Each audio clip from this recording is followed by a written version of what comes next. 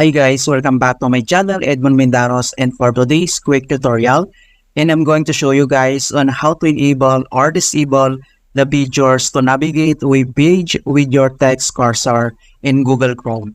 So this setting is called Caret Browsing, a features in a web browser that allows the user to move around a web page and highlight selections with a keyboard rather than a mouse.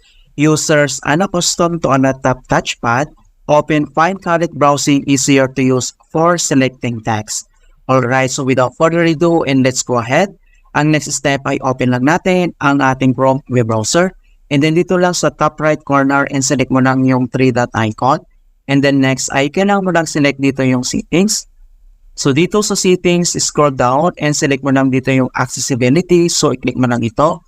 And then dito sa accessibility and then select mo lang dito yung navigate page with a text cursor.